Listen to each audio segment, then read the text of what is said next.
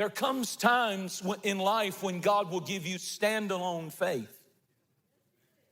And it's not that you don't need people, and it's not that you are arrogant and proud and as though, you feel like you can do everything. Oh, I don't need nobody. That's not what I'm talking about. I'm talking about when you know that you know that you know God said it. Then you have to reach a point that you begin to ask the question that Paul asked when he said, so what if they don't believe? Does that make the word of God to no effect? Does that make the faithfulness of God canceled out? No. He told me he was going to do something. Does their unbelief make the word of God to no effect? Can they cancel out what you know God has promised you in his word, confirmed out of the mouth of 2 or 3 witnesses? You fasted about it, you prayed about it, you found it in the word, you've got people praying with you, and you know that you know there will always be opposition to your dream. So what if they don't believe? So what if they don't see what you see?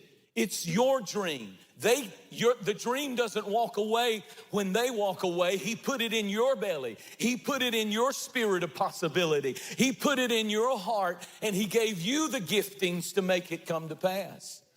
And I came to preach to dreamers. So what if they don't believe? Tell somebody beside you, it's still going to come to pass. Do it. Do it. Say it. Say it out loud. There's still some things in me that are going to happen that haven't happened yet. You don't have to believe in my dream. I hope you do. I really want you to.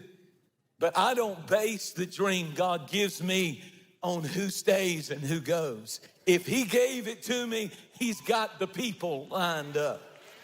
I want to give you 3 things you need if you're going to hold on to the dream that God gives you and the promise and the word that God gives you. 3 things. Number 1, you've got to determine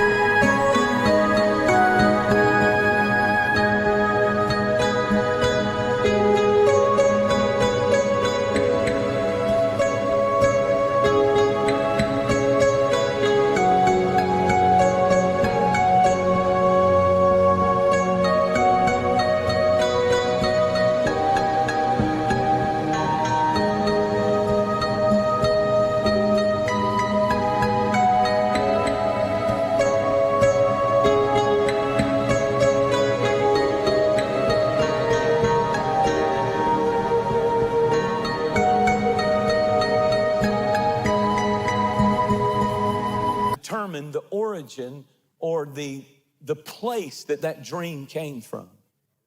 What's the origin of the dream? Is it God's dream or is it your dream? Because God's not obligated to back up dreams he didn't give you. Did it originate from God? Secondly, you have to determine the resources that you have because they will fit the dream that God gives you. You've got to do inventory of the gifts and the talents and the skills and the abilities that God has given you. God has given you resources and talents, and the gifts that he's given you is enough in seed form.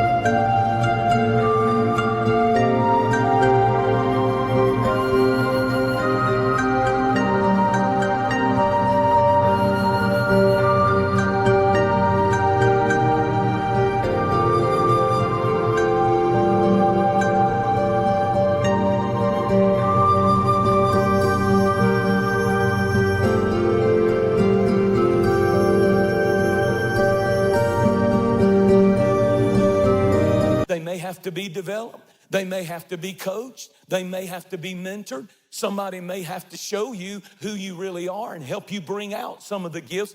But if God gave you the dream, the talent, the gifting, it's not in somebody else, it's in you.